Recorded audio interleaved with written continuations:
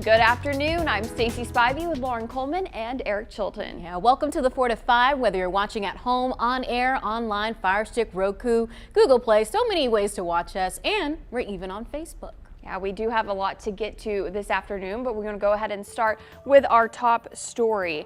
A North Carolina lab has identified 4 Omicron cases in the past week, but those cases were not from North Carolina. The cases were samples from Colorado, Georgia, Maryland, and Pennsylvania. Mako Medical Lab staff run positive test samples to determine which virus variants are circulating where. Dr. Christopher Ohl with Atrium Health Wake Forest Baptist says North Carolina's cases are entirely made up of the Delta variant. He adds the Delta variant is still more transmissible than the original strain of COVID that started the pandemic. The severity of infection due to Delta is clearly higher. How much higher? Modestly. But I can tell you that it's probably about 2.5 times more likely to land you in the hospital. Dr. Ohl said he reached that conclusion by comparing the ratio of cases to the number of hospitalizations during the wave of Delta cases between September and October. He says while Omicron is concerning, we're still not out of the Delta wave. The state is reporting an unusually high number of new coronavirus cases today, more than 4,100. It's nearly 900 more than yesterday.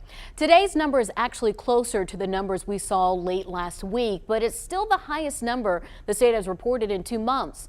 The recent spikes are impacting our average. That dotted line there represents a 2-week average. It has been headed on a steep upward trajectory for the past 10 days. Prior to that, the line had been pretty level for several weeks now. The FDA and CDC expanded booster shots to include teenagers 16 and 17 years old. Teens can now get a 3rd dose of Pfizer if it's been 6 months since they were fully vaccinated. Pfizer's vaccine is the only vaccine available to children under 18. In the middle of a pandemic, we're still dealing with the flu. Today, we got a new weekly update from the state health department about the flu, showing 3 new cases. Doctors urge you not to wait to protect yourself against both the flu and COVID. WFLY News 2's Megan Malaris verifies a common question about a wait period between shots. Well, that sound means it is time to verify. Let's get a double dose of truth on this one. As the temperature decreases, COVID and flu seem to find their footing. We're heading into peak flu season, which happens to coincide with another pandemic year. The CDC says flu activity remains low for now, but is slowly increasing.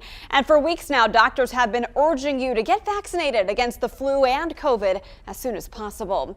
So it's a good time to revisit this question from viewer Ken Burrell. He asked, would you verify if it is safe to get the COVID and flu shots at the same time? He said he heard conflicting information and even his doctor suggested he wait 2 weeks between doses. Is that necessary? Well, to verify, I looked at the CDC, a recent UK study on this topic published in the National Institutes of Health. I also consulted Boston Children's Hospital and talked to Dr. Chris Ohl, infectious diseases physician at Atrium Health Wake Forest Baptist. They all conclude it's perfectly fine to get the vaccines together or separately. Your COVID booster in one arm and you get your flu shot in the other arm, and you do it at the same time. And it really doesn't cause any more side effects together as it would separately. And it's certainly more convenient, but say you don't get them at the same time. Should you then wait 2 weeks between? No, you could go the next day or the next week. If you get them separately, though, you might feel temporary side effects after both shots. The UK study found taking a COVID vaccine and flu vaccine together yielded no safety concerns and did not reduce the immune response to either vaccine. Boston Children's Hospital said for children eligible to get the COVID vaccine, they too can take it with the flu shot. Common side effects are similar to those of adults: fatigue, muscle aches, and soreness at the injection sites. So in conclusion, we verified it's not unsafe to get the COVID and flu shots at the same time. You can take the shots simultaneously or separately with no safety or effectiveness concerns. Doctors warn this flu season could be more severe than 2020. Masking and social distancing for COVID helped keep flu activity low last year, but it also potentially means a lower baseline of immunity heading into this flu season. With your Verify, I'm Megan Malaris. If you see a claim or a story that needs to be verified, send a selfie, video, or short paragraph to verify at WFNY.com. All students and staff at a local elementary school are safe after a car caught fire in the parking lot this morning. The video shows firefighters responding to General Green Elementary School around 7:45 this morning. There were flames that were visible surrounding the vehicle. Thankfully, no one was injured. Firefighters believe leaves under the car caught on fire, and it took about 10 minutes to extinguish. Given the dry conditions, a burn ban remains in place for the vast majority of Triad counties. The Forest Service has lifted the ban in most counties south and east of here. The entire state had been under a burn ban for a couple of weeks because of conditions and the wildfires at both Pilot and Saratown Mountains. But the ban remains in place in all Triad counties except Montgomery. Part of Pilot Mountain State Park will reopen this weekend, nearly 2 weeks after a wildfire broke out there. The Grindstone Fire burned more than 1,000 acres. Rangers say a campfire site set in an unauthorized area is to blame. To be clear, the entire park isn't opening. The Atkin River section will open on Saturday morning, while the mountain section will remain closed for repairs. State primaries are delayed 2 months after the North Carolina Supreme Court decided to hold off until several challenges to redistricting are settled. Primary elections were scheduled for March 8th, but now are set for May 17th. The state Supreme Court says lower courts need to consider lawsuits against new district maps. The lawsuits claim the new maps are illegally gerrymandered. Let's get to your 4 to 5 roundup. Josh Duggar, known for his role in the TV series 19 Kids and Counting, was found guilty for possession of child pornography. His defense team argued his computer was hacked by someone who remotely put files on his device. He faces up to 20 years in prison and fines up to $250,000. His defense team says they plan to file for an appeal. Randolph County Commissioners meet tonight to discuss closing Browns Meadow Road for the mega site location. Earlier this week, state leaders announced Toyota would make the Greensboro-Randolph mega site its new home. Toyota will open its first North American battery plant and use 100% renewable energy. Production is scheduled to begin by 2025. The project will create more than 1,700 jobs. Tonight's public meeting begins at 6 p.m. Mayim Bialik and Ken Jennings will continue hosting Jeopardy as a team for the remainder of the season. Last September, the pair was announced as interim hosts as Sony worked to replace the late Alex Trebek. Jennings holds the record for the longest Jeopardy winning streak and is a consulting producer on the show. Bialik has already been chosen to host Jeopardy Primetime and spin-off series.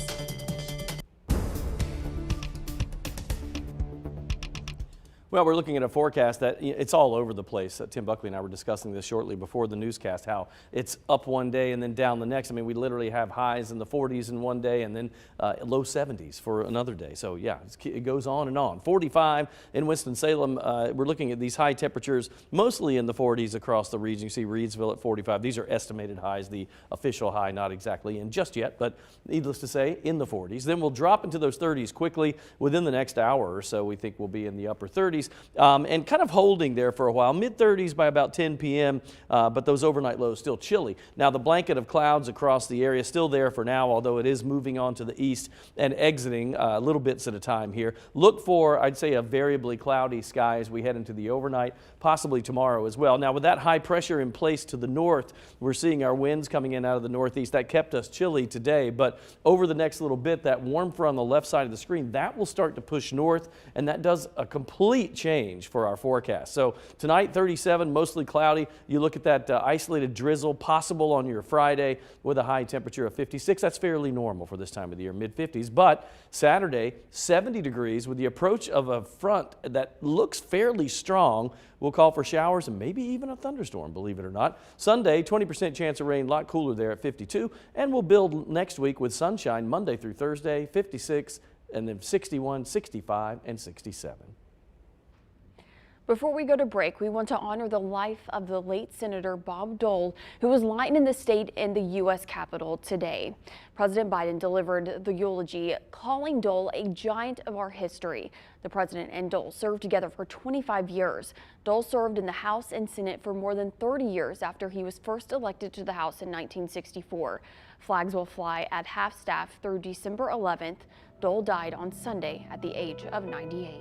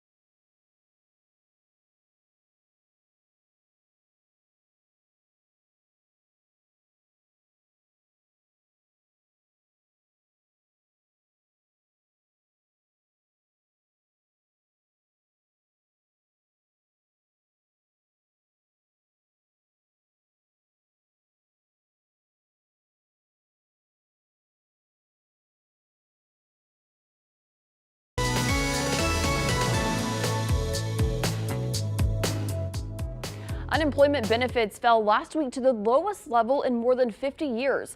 Unemployment claims fell by 43,000 last week. That's according to the Labor Department. Seasonal changes possibly contributed to last week's drop as the Labor Department adjusted the numbers to reflect job market movement around the holidays. Weekly claims are now below 220,000 claims per week, which is a typical pre-pandemic number. It's just not knowing the uncertainty, like how much they're going to want. In less than 60 days, federal student loan payments will resume for millions of Americans. For nearly 2 years, a pandemic relief program paused federal loans and interest. Reports show the average student loan monthly payment is $393, with some borrowers paying up to $2,553 a month. Borrowers like DeMarco King of Kernersville say the pause on payment allows him to cover other expenses. He says he does have some concerns with payments resuming February 1st. Because I don't know how much they'll want, each month, but not too worried because I hear there are a lot of like forgiveness programs out there that you may be able to qualify for. So I'm gonna definitely be trying to get one of those. Mary Jo Terry is a managing partner at Wi-Fi, a private student loan refinancing company. She says borrowers need to check to see if their loan servicer changed and update any demographic information. She says users can do this by going to studentaid.gov. Whether it's an address, a phone, maybe you got married, maybe you had some kind of life change, update that information, and then you can actually see what your payment is. You figure out the minimum amount you're required to pay. Terry says update your enrollment and auto payments and make needed adjustments to the payment plan you're currently enrolled in.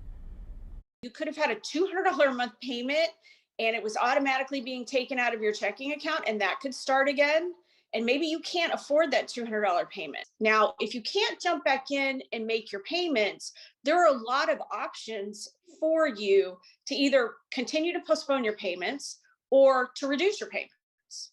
The January 31st deadline is quickly approaching. Terry says do not ignore the payment and take a few minutes to review what your options are. For more ways on how to prepare, just look for this story on our website. So yeah, the big thing here, you can't ignore it. The payments are coming and you just have to take a few minutes. In this holiday rush, there's going to be a lot of distractions, but sit down and see what your options are. It's interesting that it really is important to keep that information updated, because you may be eligible to have a lower payment and not even know it, you know.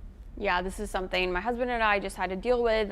We actually started his payments back for his student loans. Thankfully, I don't have them, but we started his back recently before the deadline there, before you had to or whatever.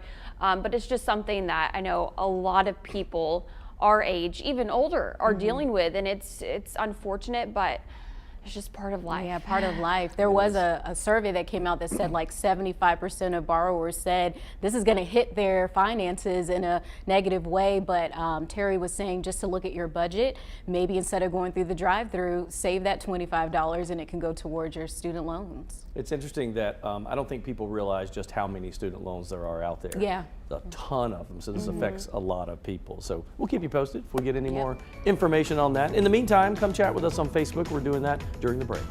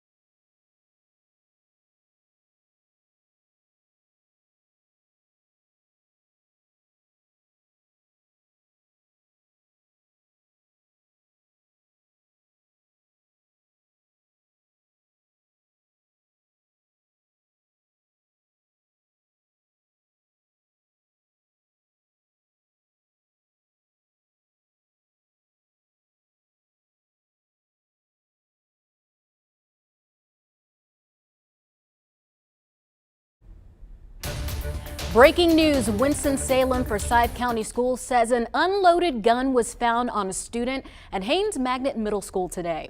The school principal, Robin Willard, says the school received reports that two separate students may have had weapons on campus. He says the other student involved was found with a BB gun. The principal says the school confiscated the BB gun and the sheriff's office confiscated the real gun. The district says no one was threatened or harmed in this incident. Well, temperatures for today, pretty chilly in the morning. We were in the 20s across the Triad. Yeah, it was kind of frosty out there. 43 degrees, that's the current reading in Greensboro. High Point, 45 in Winston-Salem. Walnut Cove, you are at 44. We go to 45 for Reedsville. Back into the 30s in the higher elevations. Galax at 38, along with Boone. Wilkesboro not reporting right now. We'll check on that. 37 for that overnight low tonight. Again, more clouds than not. Tomorrow, same story. You may see some breaks with clouds here and there, but an isolated shower, maybe some drizzle. Really, it's warmer air that kind of overruns our colder air at the surface tomorrow as it goes into the higher elevations. So we may end up with a little bit of rain. But temperatures are pretty moderate right where they're supposed to be this time of the year at 56. You can see a majority of the cloud cover moving to the east, but we're not quite finished with this just yet. So we'll keep an eye on that. Now, with the surface chart, high pressure to the north, clockwise flow around that high brings our winds in. And that's why we were chilly today. Now, that's moving away. And you notice here comes this warmer air that just comes in from the south, gives us a chance of a sprinkle on Saturday, but that front probably moving through, we think, by Saturday evening and Saturday night. And there's a chance, because that is a very strong cold front, that we might see a thunderstorm, believe it or not normal for us this time of the year, but a 60% chance of showers. It'll be windy too as the front approaches and passes, and look for a chance of a thunderstorm or two. From 70 Saturday to 52 Sunday and clearing out. Next week, all sunshine, mid 50s Monday, low 60s Tuesday, mid to upper 60s Wednesday and Thursday. Your reading glasses could become a thing of the past. The FDA just approved a new eye drop which can provide sharper vision for up to 10 hours. It's pretty cool. It takes effect in about 15 minutes after a person puts one drop in each eye. It's the first FDA approved eye drop to treat age-related blurry near vision. The prescription utilizes the eye's natural ability to reduce its pupil size. A 30-day supply of the medicine costs about $80, and that's because it's not covered by insurance and works best for people 40 to 55 years old. The manufacturer cautions people against using the drops when driving at night or doing anything in low light situations. I'm in. I'm in. Sign me up. I think it's pretty cool, but the only thing that gets me is that $80 because of the insurance. Because if you think about it, glasses without insurance is about $250. So 80, you might as well get the glasses. Yeah, after 3 months. Yeah, thankfully I don't have glasses or contacts yet. I know it's coming, especially because this specific teleprompter, this camera, I have trouble reading some days. So it's gonna happen at some point, and I would totally be down to try these drops. I know where you are. If you say you can't read that teleprompter, I know exactly where you are. Far away. For me, it's like I keep readers all over the place because that started for me about 5 years ago, and it's getting progressively worse, and it's so annoying. So I would at least try that, especially during the day, like while I'm at work trying to get things done. Yeah, and this would be a great alternative to LASIK, because I know a lot of people are scared to do LASIK. So this is just a simple little eye drop. Yeah, as someone who does wear contacts like almost 24 hours a day, except for when I'm sleeping, I would like the drops because I wouldn't have to take my contacts out, even though it only takes a few minutes. I just hate having to do that at the end of the day, taking my contacts out. So that's what I like about it. Oh, that's awesome. I can't believe the drops can even do that. So yeah, science is amazing, technology as well. All right, we're coming back. Stay there. We'll take a short break.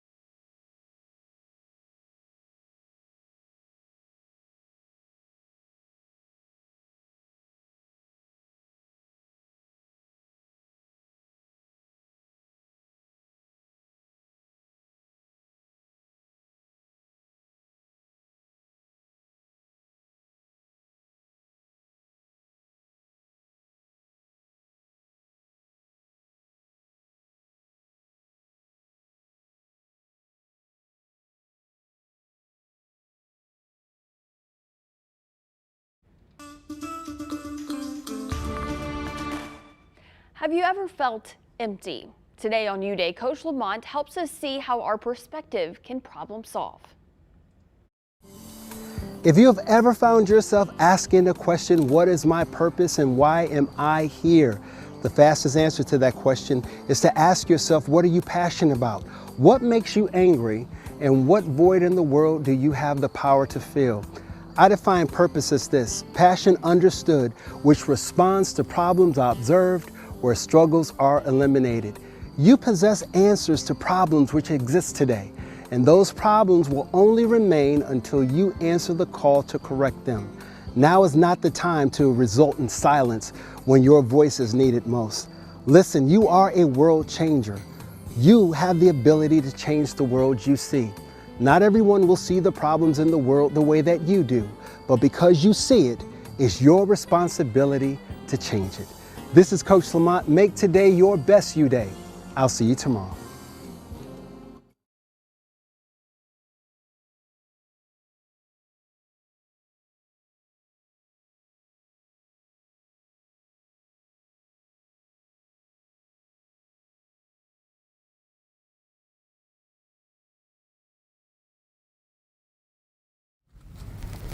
Hello, ice cold milk and an Oreo cookie.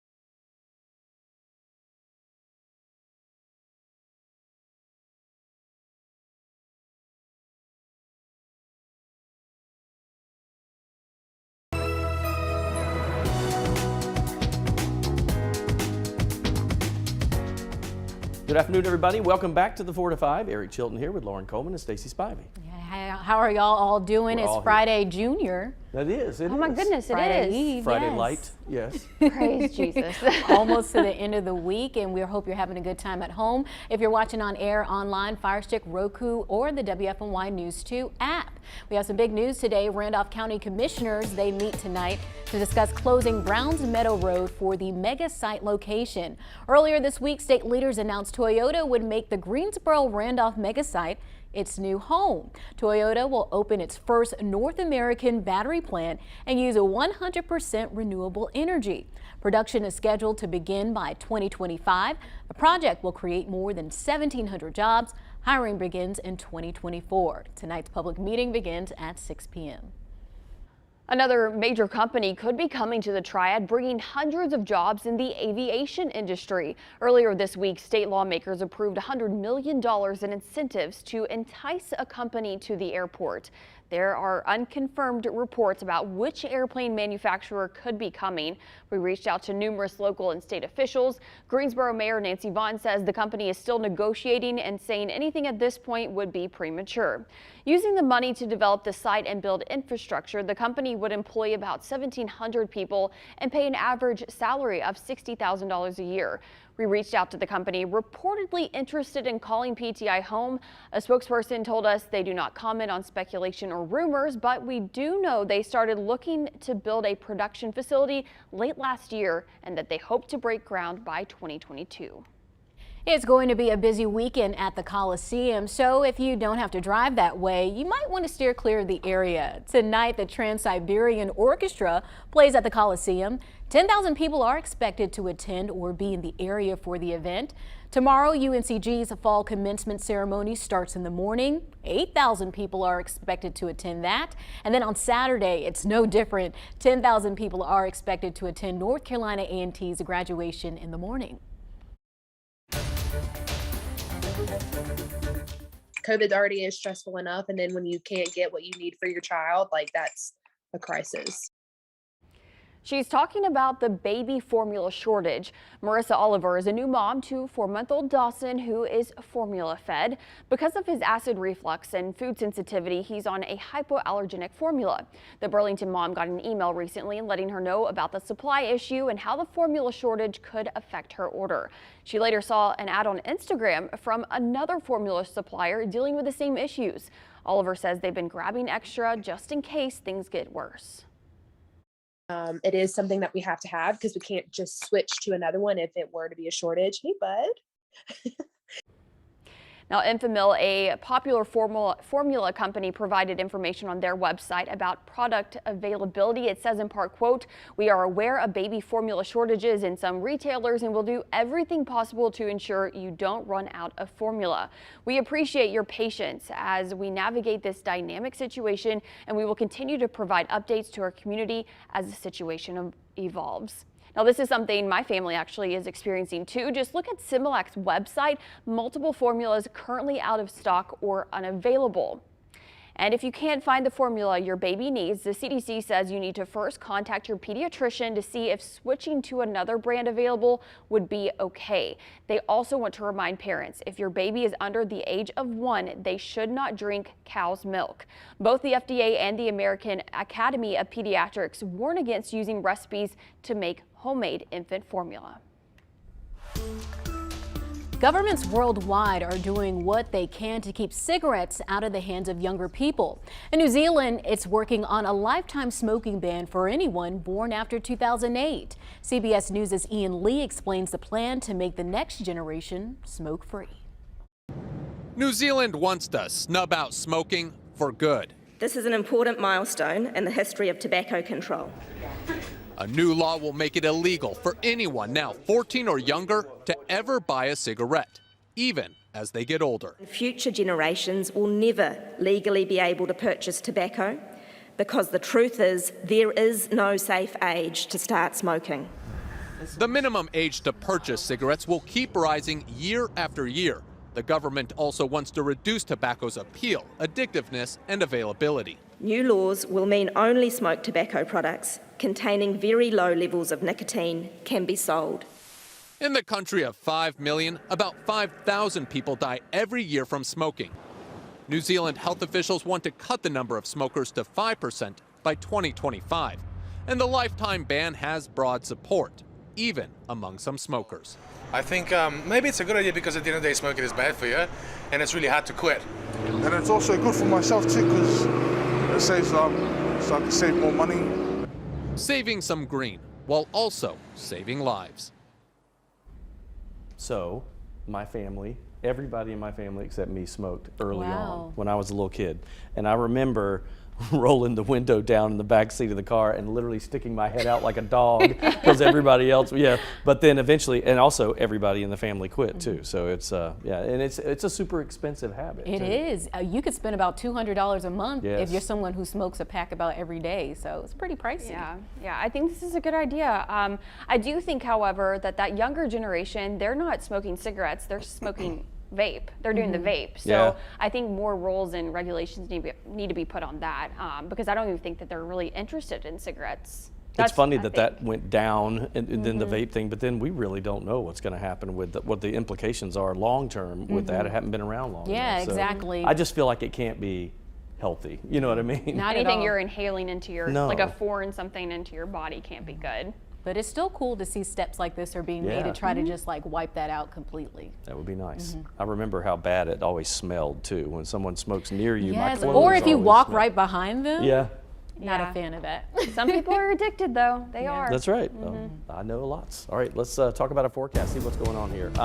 Some changes for us over the next several days. In fact, it's kind of interesting when you look at our forecast graphics. One day the high's 40 something, the next day it's 70. And that's literally what we'll see for the next 2 or 3 days. And then finally we'll start to even out a bit. Right now we're in the 40s for the most part. You have to go up to the mountains to see 30s. 38 in Galax and in Boone, 45 Winston-Salem, 43 for Greensboro, High Point, and Walnut Cove. Asheboro, you are at 42 right now. Overnight lows tonight in the upper 30s at 37. Look for more clouds than not. You may see, especially the northwest communities, may get a break in cloud cover occasionally, maybe into tomorrow, but overall it's mostly cloudy. Isolated shower or more likely drizzle for your Friday with that high of 56, and that's kind of a normal high for us, right? We should be in the mid 50s this time of the year.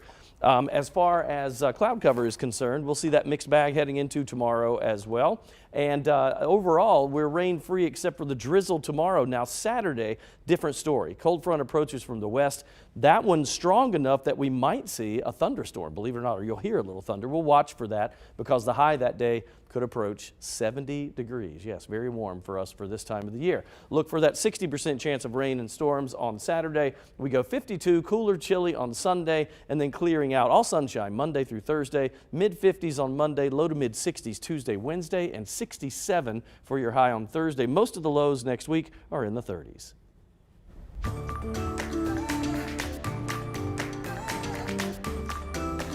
Okay, I need you to think Fred Astaire, Ginger Rogers, here, okay? Sing with me. Tomato, Tomato, potato. potato. Yeah, Aha, there you go. Okay, let's call the whole thing off. All right, so are all kinds of words, right, that people use, and they pronounce them differently. And recently, a list of the most mispronounced words was released, and this compilation is aimed at us, newscasters. That's right.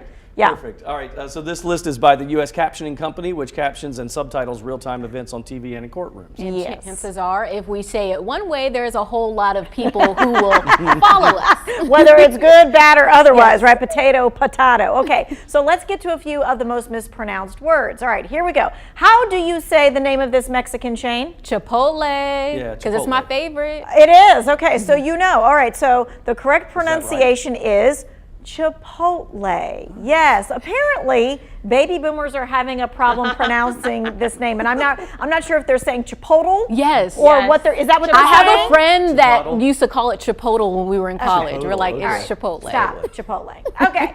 Next on the list is this word right here. Let's bring it up. I don't even know that word. You don't know this word? No. Chuggy, chuggy. Chuggy. You don't know it either. Okay. Oh, Stacy knows it. Okay. Stacy knows. So the way that this works, all right, it's called chuggy. And it pretty much, it's like throwing shade at outdated and popular fashion, like home decor of folks that are a little bit older. So like girl boss mugs, live, love, laugh. Live, love, laugh. So what do you say? Those That's kinds of so things. chuggy?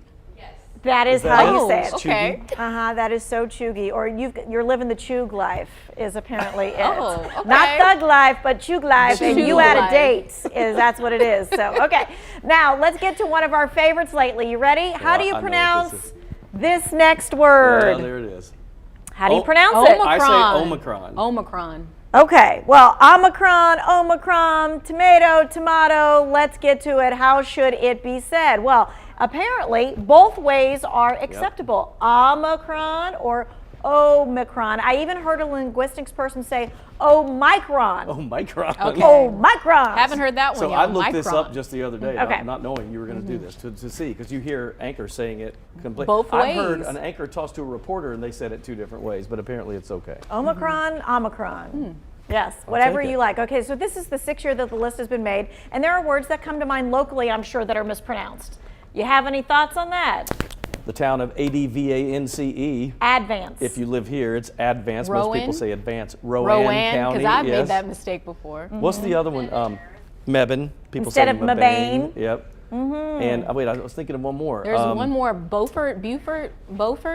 So it's Beaufort, South Carolina. Yeah, and then Beaufort, North Carolina. That's one. Yeah, that throws people off too. All right, you might be flusterated with all of it. That's not a word either. Not a word. Not a word. Potato, potato, just be kind when someone says it differently than you do. All right, we're headed to break.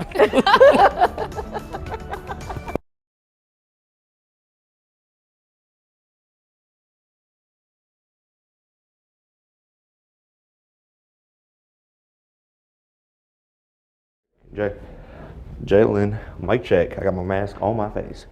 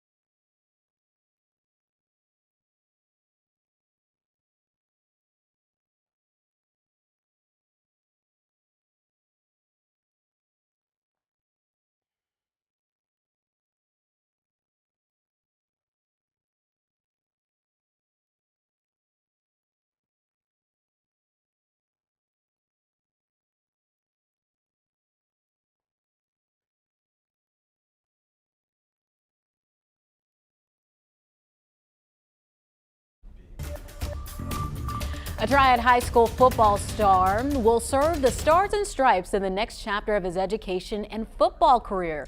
WFMY News 2's Jalen Gilkey sat down with Reagan football's John Gillette and his family ahead of next Wednesday's National Signing Day. Hey, Jalen. What's up, Lauren? And as we know, every high school athlete's dream is to make it to the Division I level. John Gillette, he gets to live out two dreams, be a Division I athlete and serve his country. John Gillette's junior season didn't go the way he hoped. He didn't get the playing time that he was looking for. It made me more humble, made me more of a dog, made me want to go get it every day at practice and do everything that I couldn't do last year as a teammate. This year, as a senior, he knew he had to make a big splash.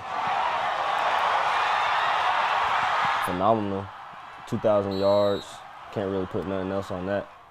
Best season of my life. He put up one of the best years in Reagan football history, 2,056 all-purpose yards, 19 touchdowns in just 11 games. It's never been a straight and narrow path. It's always been rigorous, going over obstacles ever since I was a little kid, but this year it just seemed so perfect, and that's only God right there. John knew he was lighting it up on the field and in the classroom. What he didn't know is what he'd do next, until the United States Naval Academy came calling. I chose Navy because, first of all, I want to serve my country, and then second of all, it's a dream come true. I always saw Navy movies, documentaries when I was growing up. It was just, I knew that was my calling. It's a decision that has John's dad a little nervous. At first, it's a little scary, and there's a lot of questions that you want to ask, and at the end of the day, it's going to be his decision. And we talked about like what the commitment means, and it's not going to be an easy road. Committing to play football for the Navy is different. A 4-year scholarship and 5 years active duty, minimum. After I get done playing ball, I'm proud to say I'll be serving my country as an officer, and it don't get much better than that. It's just a really proud moment, and it was just something that he's been wanting ever since probably 5 years old, 6 years old, to play college football. So, not too many people get the opportunity, and like I said, once again, I'm gonna take the opportunity and run with it, because it's few given and few chosen, and I chose. Like John said, many aren't given this type of opportunity, so I'm personally glad to see one of our own to be able to live out both his dreams at the same time. That package made me smile so Seriously, much I because agree. he just seems like an upstanding young man. He wants to serve his country. Yep. He's going to pursue his dreams of playing college football. Congrats to you, my man. Jalen, did you get that feel when you talked to him? He just seems like he's got his life together, right? Absolutely, man. And John, we talked a lot longer than I could put out. Sure. But he's been through a lot, and just to see him to be successful and to overcome a lot of the adversity and a lot of the things that he's dealt with in his life, it's just great to see him to be able to reach his goals, and then not only his goals, but to be able to protect our nation as well and serve. It's just a great story. Yeah, well, please keep up with him so that we can do some follow-ups on the absolutely. future. Best wishes to him and his family. I know he's going to do some great things. Yeah, it was so evident that his character is just huge. I mean, I got the feel by just hearing him speak, and he's so well spoken. It just sounds like I said, he's just put together. He'll do great things. I feel like, and he's right. When you go in as an officer, that's a big deal. Yeah. And like his dad was telling me, I mean, he could do 20 years in the Navy and be done and be set for life with retirement as an officer, whatever rank that he can, get to. I mean, sky's the limit at this point. Yeah, and get to travel the world Yeah. and just see Unbelievable. so many different things. Yeah. It's tough but rewarding, right? Yeah, absolutely. Yeah, great story, Jalen. Thank you. Thank you. Well, the Army will award the Purple Heart to dozens of soldiers injured in Iran when a U.S. airbase was struck in Iraq last year. A CBS investigation found a number of soldiers who weren't recognized with the award and denied medical benefits even though they qualified. The attack was the largest ballistic missile strike against American forces in history. No American troops were killed, but some suffered traumatic brain injuries. After the attack, only 23 of the 59 team members were approved for the Purple Heart. The Army's Human Resources Command will award 39 Purple Hearts to soldiers wounded in that attack. I'm so glad that this got cleared up, because I remember when we talked about this before. When you're someone sacrificing your life, putting your life on the line, you should be recognized for the sacrifices that you've made. I think, when I saw this story in our rundown today, I just said, there's a simple chat after this. It's like, yes, this should have happened. I don't understand. I don't know all the details. I probably need to look at the CBS report, but why did they not get him in the first place? It's very evident that they deserved Yes. that recognition, and especially everything that they've been through, some of them having traumatic brain injuries. So glad that everything's being cleared up and fixed. And I remember when I saw this report originally, when they just talked about what happened, they didn't get into Purple Heart stuff yet. It was really just about the incident, that these guys were flocking to shelters when they knew the bombs were coming, and they were warned. We see them, they're coming in, and there's nothing we can do, everybody take cover, and there weren't enough places to hide. They didn't have enough bunkers. So imagine being those people that had to sit out there and wait and hope that that bomb did not come near you. That is just terrifying. I can't even imagine. Yeah. That's horrible. All right, we're going to take a short break. Thank goodness they're getting what they deserve. We'll be right back.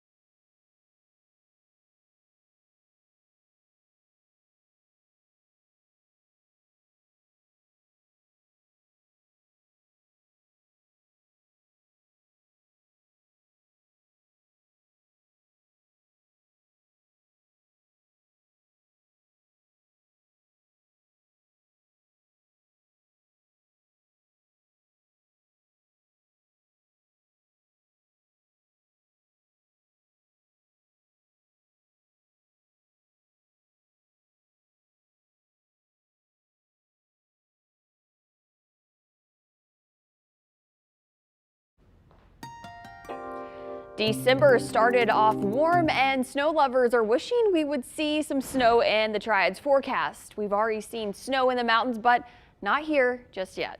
Here's a fun fact for you though. 3 years ago today, we had the third snowiest day of all time in Greensboro. Most of the Triad saw around a foot of snow, according to meteorologist Christian Morgan. A not so fun fact, we've only had 3 inches of snow in Greensboro since then.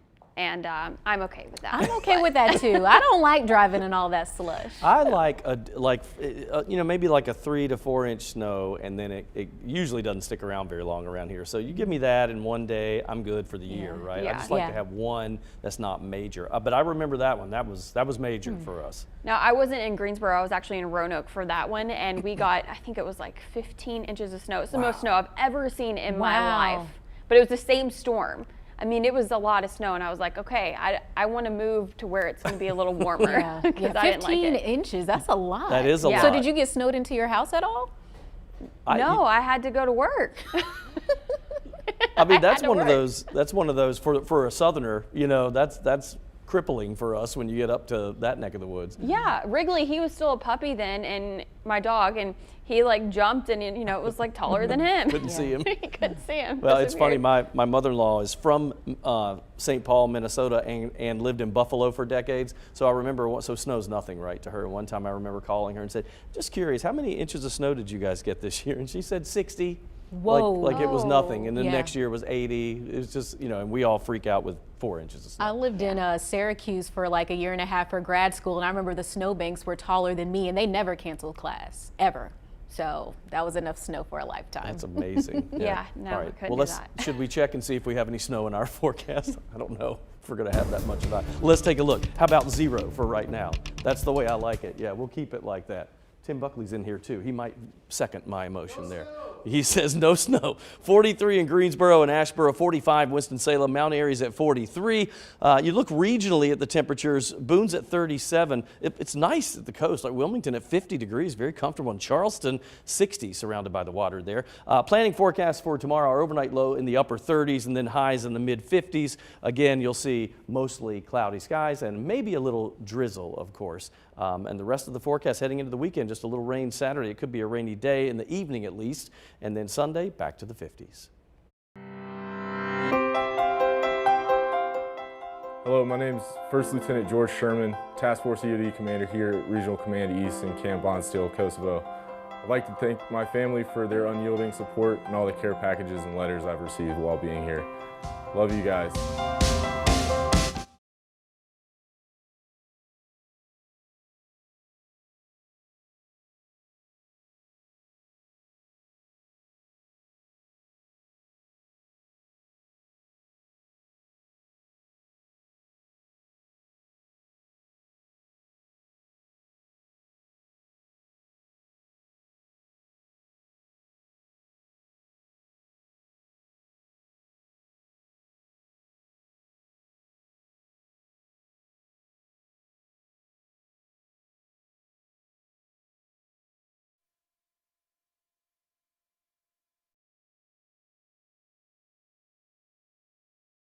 One, two, one, two, one. It's just like a badge of honor, like talking about winter weather. Hey there, mic check one. We're our lucky winner today for 25 CDs of giveaway. Hi, Kelly. I'm walking.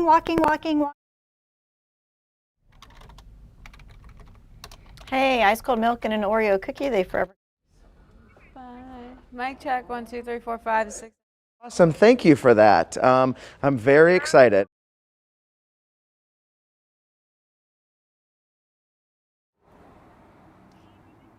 You can see empty storefronts, for sale signs, and covered windows.